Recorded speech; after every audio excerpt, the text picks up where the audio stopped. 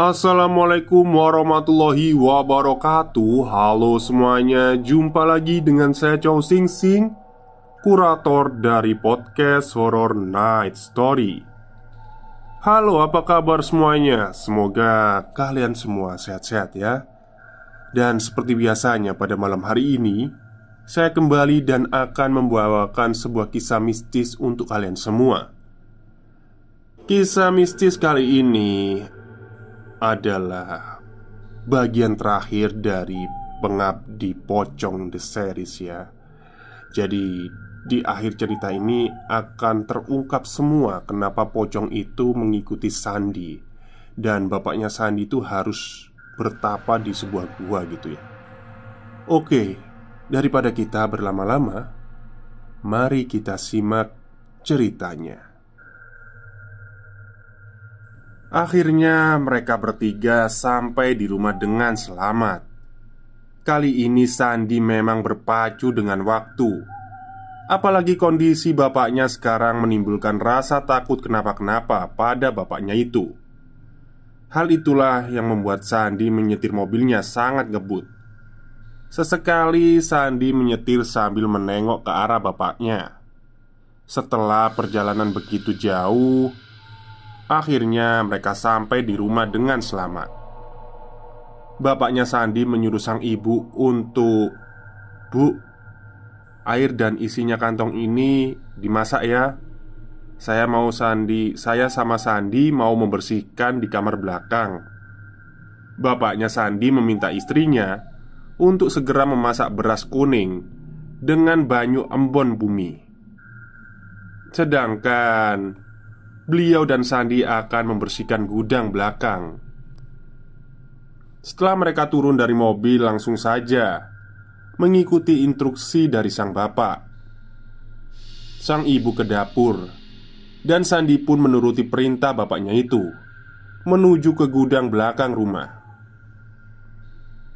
"Pak, mau dibuang aja atau gimana?" Sandi bertanya mengenai barang-barang yang mereka kumpulkan sekarang. "Dilarung aja nak. Sudah nurut bapak aja. Dikebut biar cepat selesai." Bapak menjelaskan bila barang yang ada di gudang akan dikumpulkan semua lalu dilarung. Mereka berdua mempreteli pernak-pernik gudang, tempat sesajian, bahkan semua lukisan klasik di dinding pun ikut dicopot. "Saya mau nelpon Mas Nono." Bapaknya Sandi meminta bantuan Mas Nono, supir pickup, untuk mengangkut semua barang ini.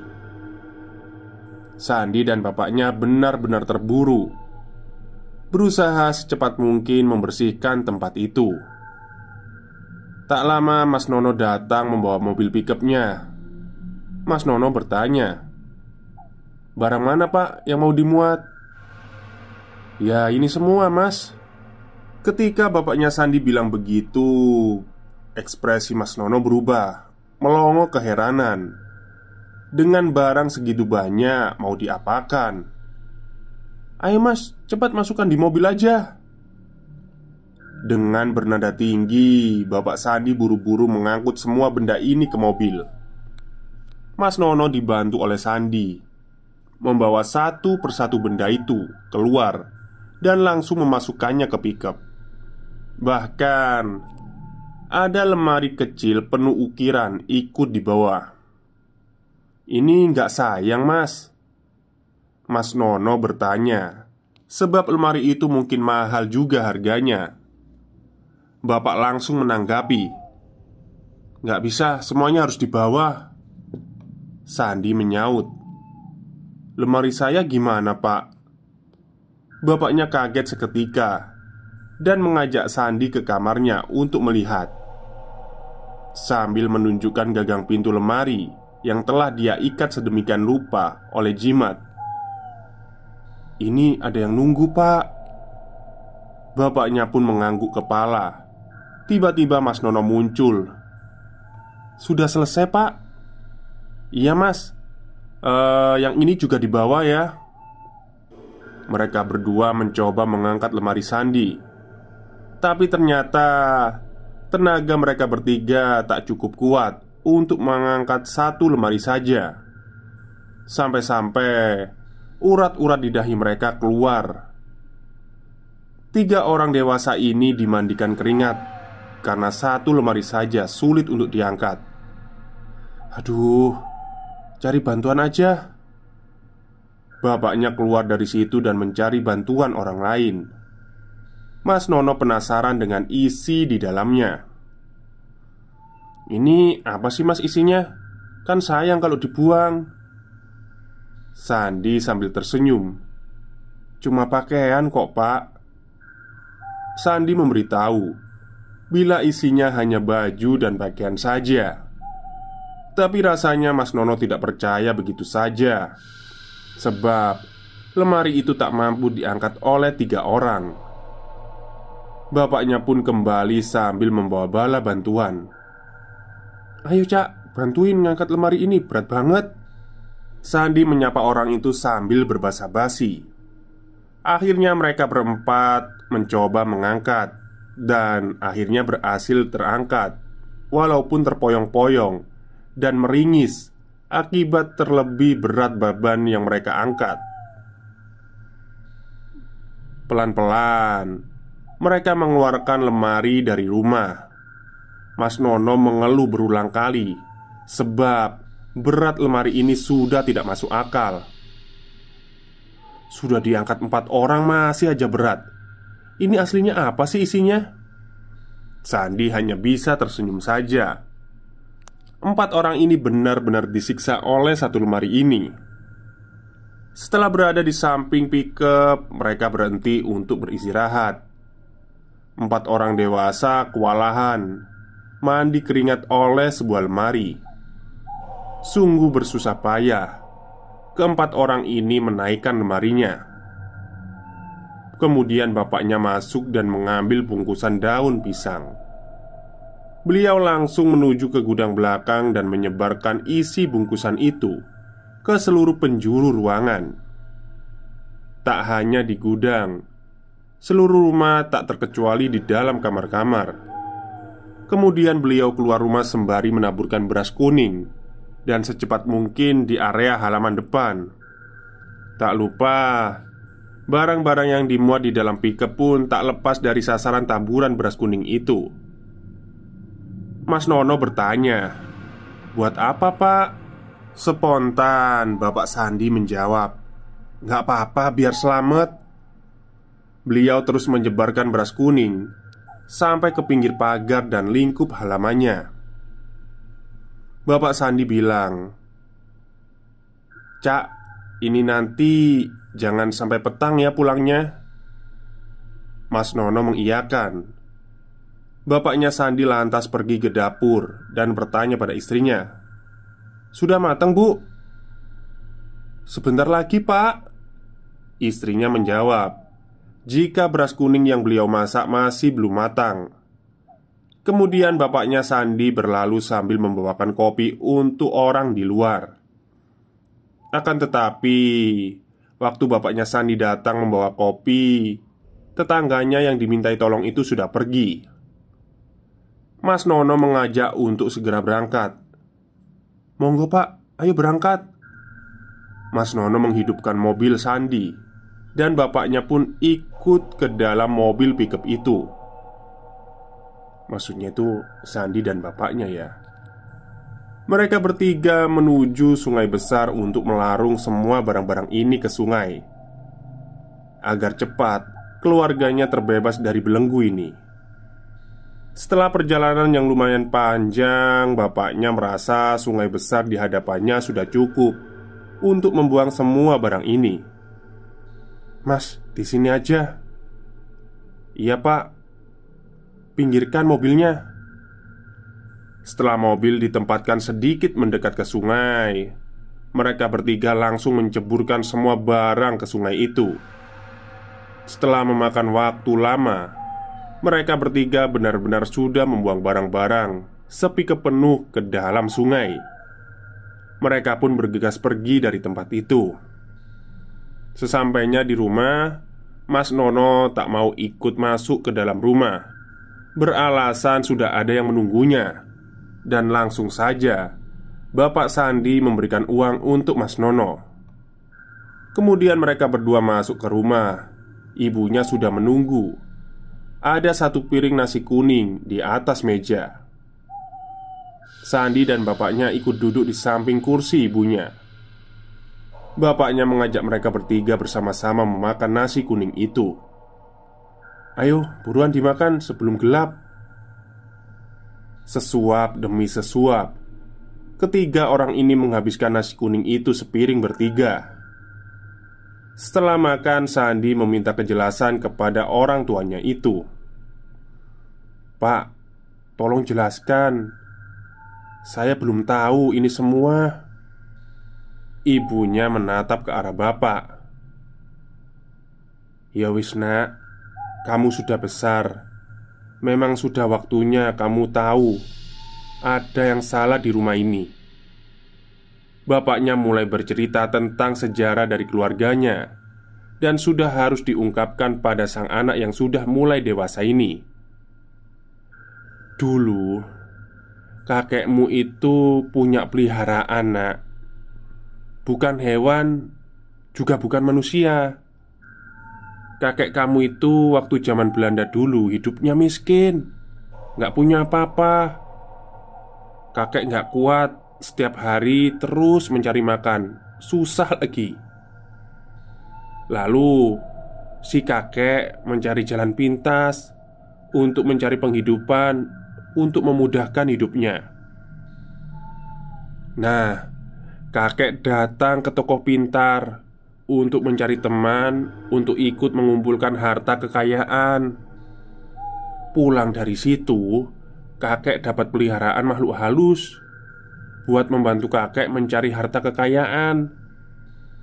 Awalnya dulu kakek miskin, lama-lama hartanya tambah banyak. Nah, peliharaannya kakekmu itu pocong. Pocong itu ngabdi ke kakek dan menjadikannya orang kaya sekecamatan. Saking kayanya, orang Belanda pada heran karena di zaman itu belum ada orang yang seperti kakek. Kakek itu punya segalanya: kebun, sawah, rumah, dan yang lainnya. Itu bisa punya semua karena pekerjaan yang dibantu si pocong ini. Makhluk halus itu benar-benar bisa menjadikan kakekmu orang paling kaya zaman dulu. Jadinya kakek ya sayang sekali ke peliharaannya itu. Saking sayangnya, kamar belakang dijadikan tempat persinggahan untuk makhluk itu. Terus saking kayanya, harta kakek itu tak mungkin habis dimakan 7 turunan. Sampai sekarang kita bisa lihat kan, kaya karena perjalanannya kakek dulu punya makhluk halus yang mengabdi ke orangnya. Semua harta ini asalnya dari bantuan makhluk itu. Makanya kita nggak usah memamerkan harta kita. Nah, pas mbahmu mau meninggal, orangnya pesan kalau peliharaannya itu jangan dibuang, dipelihara saja, sebab bisa membantu mencari harta kekayaan. Ya bapak nggak mau melihara makhluk halus, apalagi serumah sama kita. Setelah kakek meninggal, makhluk itu harusnya dikembalikan ke asalnya dulu kakek dapat makhluk itu. Bapak menjelaskan bila sebelum kakek meninggal, beliau berpesan untuk menjaga dan memelihara pocong itu, sebab bisa membuat keluarganya semakin kaya dan kaya lagi. Sebab kita bekerja mencari harta dibantu dengan sosok itu. Bapak Sandi berpesan, jadinya sekarang hidup kita gak ada hubungannya sama pocong ngabdi itu. Tapi saya dan ibumu sudah mengerti bila suatu saat nanti makhluk halus itu akan kembali ke rumah ini. Jadinya waktu saya dan ibumu tahu kamu diikuti, ya bapak harus cari obat buat kamu. Bapak Sandi sadar bila pasti nanti waktunya makhluk itu akan datang kembali ke keluarga ini. Sebab dulu kakeknya punya ikatan yang sangat kuat dengan pocong ini, dan tak akan mudah bisa dilepaskan begitu saja. Dan ketika bapak tahu jika Sandi mengalami gejala-gejala aneh, maka spontan langsung saja bapaknya berangkat untuk mencari obat agar Sandi dan seluruh anggota keluarganya bisa benar-benar terbebas dari bayang-bayang pengaruh pocong itu yang dulunya pernah mengabdi dari sang kakek. Ibunya menyembuhkan bila waktu bapakmu tak pulang-pulang mencari toko pintar untuk mencari obat, ibu berangkat pagi-pagi waktu kamu masih tidur. Katanya orangnya yang ibu datangi dulu kamu saat waktu kecil. Diam-diam kakekmu itu menyelipkan jimat ke dalam tubuhmu, nak. Yang kamu tahu itu racikannya dari sana. Jadinya waktu Sandi masih kecil, kakeknya itu telah menanamkan suatu jimat ke dalam tubuh Sandi agar terus bisa menjadikan tuan dari sosok peliharaannya kakeknya. Mungkin kakek tak ingin anak turunnya harus hidup miskin, makanya beliau ingin mewariskan rahasia di balik semua kekayaannya itu. Dan masakan yang kemarin Sandi makan adalah racikan dari sang tokoh pintar yang ibunya datangi. Masakan itu berguna untuk mengeluarkan jimat, sehingga setelah Sandi makan, dia memuntahkan sebuah tali pocong yang pernah dipasang oleh kakeknya di dalam tubuh Sandi. Dan bapaknya juga memberitahu, waktu bapak datang ke toko pintar, orangnya juga bilang kalau gara-gara dulu Sandi waktu masih kecil dipasangi jimat, jadinya sekarang anaknya bisa diikuti makhluk jahat. Kata orangnya, jimat yang dipasang di badan Sandi itu gunanya untuk pemikat dan bisa mengendalikan makhluk halus. Sandi tak menyangka bisa seperti ini masalah dalam keluarganya. Sandi paham mengapa selama ini dia selalu ada dan makhluk itu terus mengikutinya. Itu bisa menjadi karena jimat yang disisipkan ke dalam badannya itu bisa memikat para makhluk halus di sekitarnya. Seharusnya jika Sandi tahu bahwa jimat itu bisa digunakan untuk mengendalikan makhluk halus, bisa dimanfaatkan sebagai menambah sumber kekayaan, dan bisa juga untuk mencelakakan orang. Bapaknya juga bilang seperti mustahil pocong tumbal pabrik yang sudah ditebus mahal-mahal oleh perusahaan guna menjaga lingkup pabrik bisa terikat oleh jimat yang ada di dalam tubuh Sandi. Oh, berarti ini pocongnya pabrik ini terus ikut Sandi gara-gara jimat itu gitu loh. Oke, kita lanjut. Bapak juga bilang sepertinya mustahil pocong tumbal pabrik yang sudah ditebus mahal-mahal oleh perusahaan guna menjaga lingkup pabrik bisa terpikat oleh jimat yang ada di dalam badan Sandi, ikut pulang bersama Sandi dan lupa akan tugasnya menjaga pabrik. Tapi bisa saja terjadi kemungkinan karena jimat itu punya energi yang cukup kuat. Setelah itu semua berakhir, keluarga mereka kembali tentram dan damai. Sandi mendapatkan penawaran dari pihak perusahaan. Sudah pasti pihak pabrik mendengar cerita yang terjadi pada Sandi. Makanya perusahaan menawarkan untuk Sandi pindah ke cabang lain atau memilih pensiun dini dari pabrik. Jelas waktu itu Sandi meminta agar cepat bisa pensiun dini saja. Dia tak mampu lagi bila kejadian kelam itu terulang kembali. Pihak pabrik mengabulkan permohonan Sandi. Dia mendapatkan uang pesangon dan sedikit tunjangan pensiun dari perusahaan. Bagi saya pribadi cukup sulit menemukan perusahaan macam ini yang sangat memperhatikan secara total kesejahteraan para buruh pekerjanya.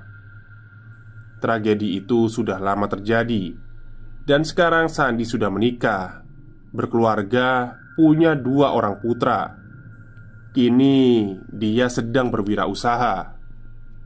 Uang pesangon dari perusahaan ia gunakan untuk modal usaha konter HP, pulsa, dan aksesoris. Sebenarnya meskipun tak bekerja di instansi atau perusahaan, Sandi tak perlu bersusah payah, sebab sudah cukup melimpah hartanya, serta tanah di mana-mana. Itu sudah cukup untuk biaya hidupnya. Waktu saya dan kakak saya datang berkunjung ke rumah Sandi, saya cukup takjub dengan rumahnya. Besar dan luas, bergaya bangunan Belanda tempo dulu. Pondasi batu dari rumahnya naik ke atas sekitar 1 meteran dari lantai, dan atap yang tinggi besar menjulang ke atas.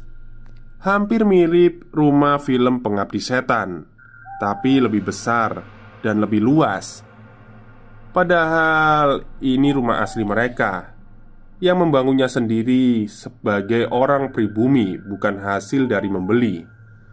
Jadi bisa saya pastikan betapa kayanya keluarga Sandi.